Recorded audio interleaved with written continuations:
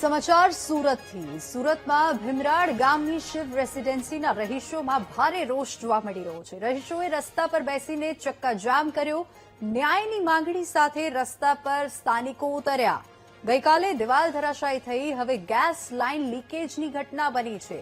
દિવાલ ધરાશાયી થતા 400 લોકોના ઘર ખાલી કરાવી દેવામાં આવ્યા હતા અને બેઘર થયેલા લોકોએ રસ્તા પર ઉતરીને વિરોધ નોંધાવ્યો છે। તો ગઈકાલે દિવાલ ધરાશાયી થવાની ઘટના ઘટી હતી અને આજે ગેસ પાઇપલાઇનમાં લીકેજ થવાની ઘટના ઘટી છે। સુરતના ભીમરાડ વિસ્તારમાં આવેલ શિવ રેસીડેન્સીને લઈને લોકો ભારે પરેશાન થયા છે। ભારે હાલાકીનો સામનો કરવો પડી રહ્યો છે, તેને લઈને ભારોભાર રોષ જોવા મળી રહ્યો છે।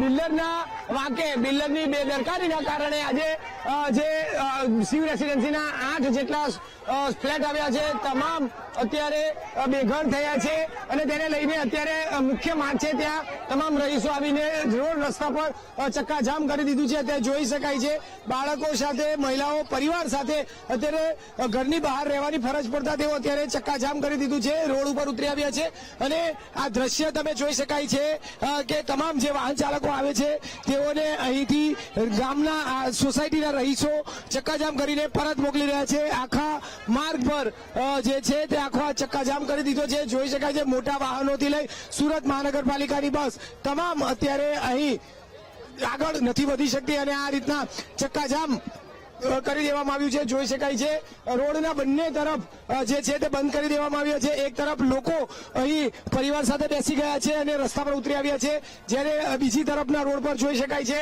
કે આ રીતે તેઓએ લાકડાના પાટિયા મૂકીને આ રસ્તો જ બંધ કરી દીધો છે અને તંત્રની સામે એક ભારોભાર રોષ વ્યક્ત કર્યો છે, જે રીતે અત્યારે જોઈ શકાય છે।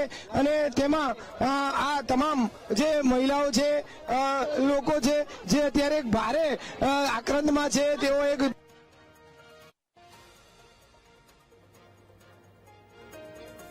તો ન્યાયની માંગણી સાથે સ્થાનિકો ચક્કાજામ કરીને વિરોધ પ્રદર્શન દર્શાવી રહ્યા છે। બિલ્ડિંગના એન્જિનિયર, આર્કિટેક્ટ અને કોન્ટ્રાક્ટર ડેવલપર સામે ન્યાયની માંગ કરી રહ્યા છે, આક્રોશ અને આક્રંદ વ્યક્ત કરી રહ્યા છે।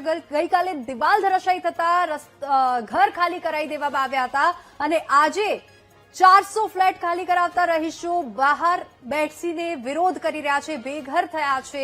શિવ રેસીડેન્સીના રહીશોનો વિરોધ પ્રદર્શન આપ હાલ જોઈ રહ્યા છો। શિવ રેસીડેન્સીના આ લોકો છે જે રસ્તા પર ઉતરીને વિરોધ દર્શાવી રહ્યા છે। મહિલાઓ, બાળકો સહિત રસ્તા પર ચક્કાજામ કરીને રોષ વ્યક્ત કરી રહી છે।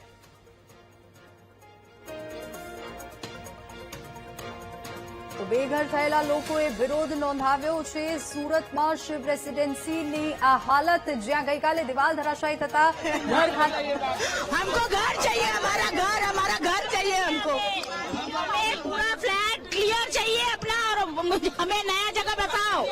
घर चाहिए, पूरी नींव हिला दी है हमारे घर की, पूरी बिल्डिंग की लगा दी है। वीडियो लोग बहन आपकी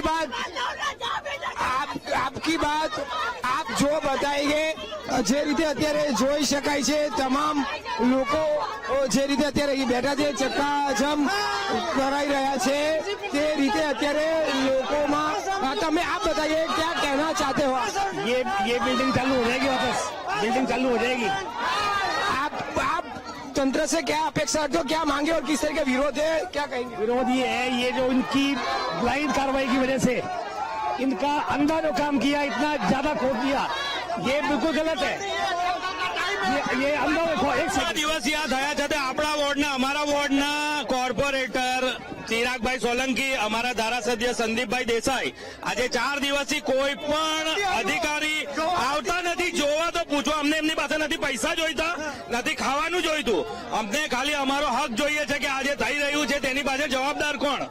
આજે અમારી ગેસ લાઈન નથી અમારી પાસે પાણીનો કામ નથી, મ્યુનિસિપાલિટી કમિશનર સાહેબને, મેયર સાહેબને આવેદન પત્ર આપવા છતાં કોઈ પણ હજુ સુધી આવ્યું નથી। હવે કોર્પોરેટર જેવા નાના માણસોને બી આટલી મોટી ઘટના જો એમને નહીં થતી હોય તો અમે તો પછી કોની પાસે આશા રાખી શકીએ? બીજા વોર્ડના કોર્પોરેટર આવીને અમને આશ્વાસન આપે છે, પણ અમારે તો અમારા કોર્પોરેટર કોઈ હાલ અહેવાલ જ નથી ધારાસભ્યના હાલ અહેવાલ। હવે જોઈએ કોણ વોટ આપવા આવે છે, માગવા આવે છે। અમારા જે વોર્ડના ધારાસભ્ય, અમને અમારા જે કોર્પોરેટર છે ચિરાગભાઈ સોલંકી, ચિરાગભાઈ સોલંકી છે એ હજુ નથી આવ્યા. એના કરતા અમને મદદ 22 નંબર વોર્ડના હિમાંશુભાઈએ અમને બહુ સપોર્ટ કર્યો છે. અમે એવી આશા રાખીએ છીએ કે અમારા વોર્ડના જે કોર્પોરેટર તો એ વધારે રજૂઆત કરી શકે. બિલકુલ બિલકુલ અત્યારે જે રીતે જોઈ શકાય છે મહિલાઓ આગ્રહ શું છે એમના મહેનતનું ઘર જે છે તે હાલ બેઘર થવું પડે એટલે તમામ જે રીતે અત્યારે મહિલાઓની આ આક્રંદ અત્યારે અહીં જોવા મળી રહ્યું છે. તંત્ર તેનું સાંભળતું નથી અને આપણે મીડિયા તરફથી અમને જાણશું. મેમ, તંત્ર પાસે આપ શું માંગ કરી છે?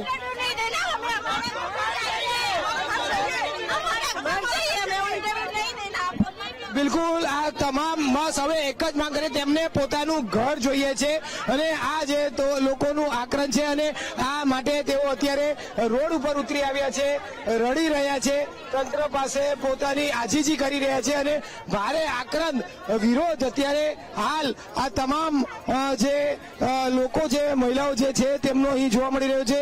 બેન, આજે તમામ મહિલાઓના તમામ રહીશોના આંખમાં આંસુની સાથે એક ગુસ્સો છે, શું કહેશો આને? ભાઈ જો અમે અમારી પૂરી મહેનત છે ને, અમારી પૂરી મહેનતની જીવનની કમાણી અત્યારે અમારી બધી અમને ઘર વગરના કરી દીધા બિલ્ડરે. બાકી હતું તો ગેસ લાઈન બી તૂટી ગઈ છે. હવે જાણી બુજીને તૂટી છે કે કેવી રીતે તૂટી છે ભગવાન જાણે.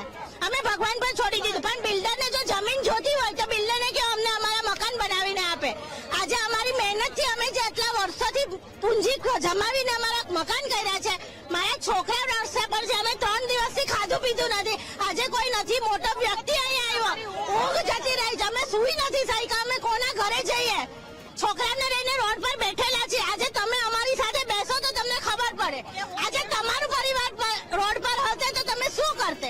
આજે મોટા નેતાના પરિવાર હશે તો શું કરતે? બિલ્ડરનું પરિવાર આજે સુખેથી એસી માં સુવે છે.